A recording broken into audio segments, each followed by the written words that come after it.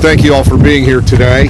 I am proud to be joined by friends from the legislature, led by Senator Charlie Shields, President Pro Tem, and Speaker Ron Richard, also by Dan Meehan, President and CEO of the Missouri Chamber of Commerce and Industry.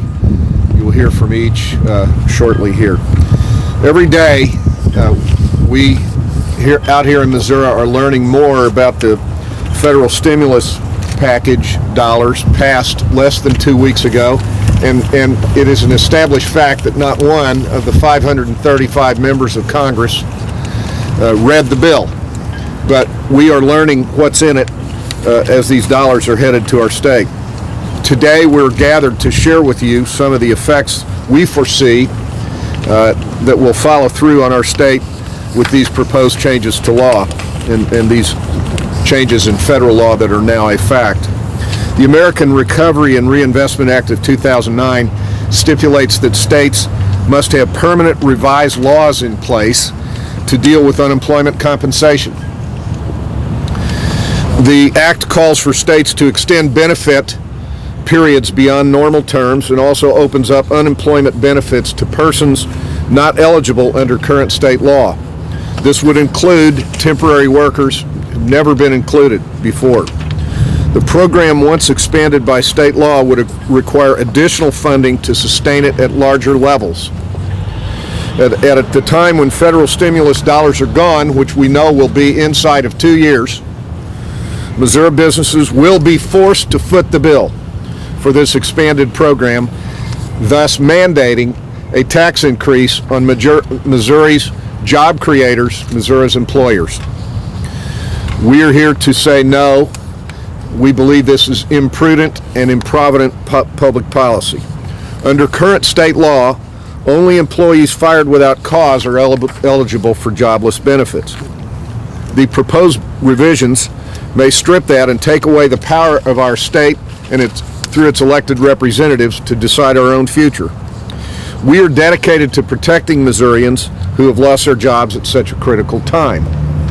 To put people back to work, Missouri businesses must not be forced to pay higher taxes, to take on additional tax burdens. And the bottom line is that over time, inside of 2 years, 24 months or less from the date we stand here, this proposal will result in new taxes for Missouri small businesses and large businesses. Now, I delivered my party's response to the State of the State address last month. With the support of the leaders standing behind me, I said then and will say again, no matter what you want to call it or how you want to say it, we will not raise taxes on Missourians and Missouri businesses. You don't do that at a time of economic downturn. You don't take more resources out of the private sector to hand it over to government. The Unemployment Compensation Fund was created as a safety net and not a way of life. This plan would create an unnecessary burden on businesses, our job creators, and Missourians who have lost their job through no fault of their own. The simple question is, should businesses be forced to pay new taxes, higher taxes, or be allowed to hire more employees? And that is our choice. It's that simple between those two examples. Now, I have been hearing from Missouri employers, both small businesses and some of our largest employers, some of our global companies headquartered in the two large urban areas. They are gravely concerned about this proposal and have urged us to take this action because it will hurt Missouri workers and employers. Now, we must help workers who have been laid off due to this economy, but we cannot overreach the boundary of our resources at the state level, or we may not be able to get folks back to work. I would now like to invite President Pro Tem Charlie Shields to speak on the issue. Thank you, Governor Kinder, and appreciate your leadership on this. I was at an event that David Lieb was moderating over at the Governor's Mansion just last week, and I heard a member of the minority leadership on the House side said, we're just going to take every single dollar that the federal government gives us out of this stimulus package. And some of us said, we need to look at this a little differently. There will be dollars that we turn away because there are so many strings attached that it creates problems within our state, and we can't sustain something after those dollars leave in our state. And this is a perfect example. We know that Missouri businesses are struggling. We know that the unemployment fund has challenges.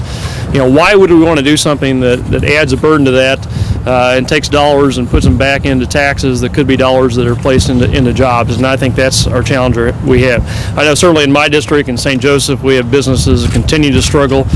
Even within the press, our St. Joseph News Press announced that they're going to lay off workers 1 week out of the 52-week year without pay, struggling. I don't want to add a burden to that as they do that.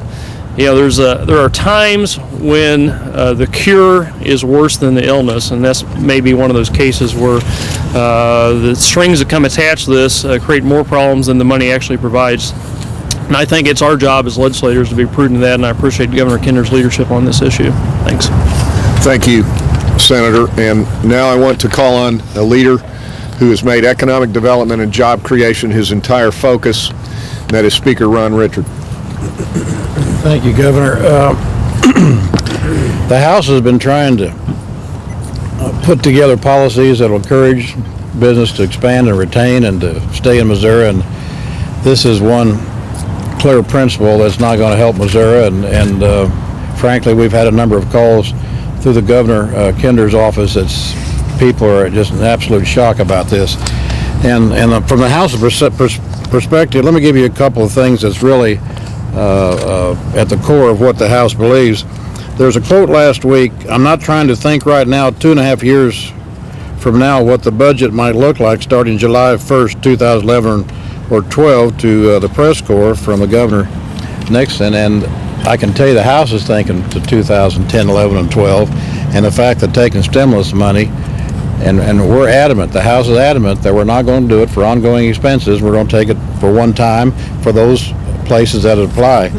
Also, there was a quote that Missourians pay their taxes, and if there's debt, Missouri kids and grandkids will pay the debt off to the Washington Post on the 23rd of February.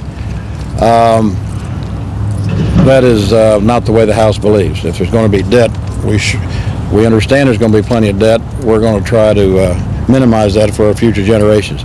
It's just I've asked by the Governor Nixon, Governor Kinder, to try to do everything we can in the House to create jobs and put forth legislation. We've done that early. We sent it to Senator Shields, and with unemployment compensation and having to change our laws to go back to 2002 levels, which Representative Kevin Wilson changed when he helped the bill back with Speaker. It's just not the way to go backwards. We're not going there, and we've had a couple governors already say they're not going to take stimulus money. Well, this may be the first start that we're not going to take it on the unemployment side, and the House is firm. Thank you, Mr. Speaker. And now I'd like to call on Dan Meehan, President and CEO of the Missouri Chamber of Commerce and Industry. Thank you, Governor Kinder, Senator Shields, Speaker Richard. We appreciate your leadership on this issue. The simple fact is the federal government has the ability to step in and make a difference on our unemployment insurance problems, but they should do so without attaching strings to it. There are people that have lost their job through no fault of their own that are deserving of participating in that safety net that is our unemployment insurance trust fund. It's a fact that the fund is belly up. The Obama administration should step in for the states that need it and help them make it through this period without attaching strings, without mandating new benefits or new programs that the state frankly can't afford to do in the next coming years. So we are engaged with the stakeholders in the Unemployment Insurance Trust Fund, with the legislative bodies in trying to craft a solution that's fair to the workers that need it and also not burdensome to the employer community that's out there paying the freight for the fund. So appreciate your leadership on this, Governor, and back to you again.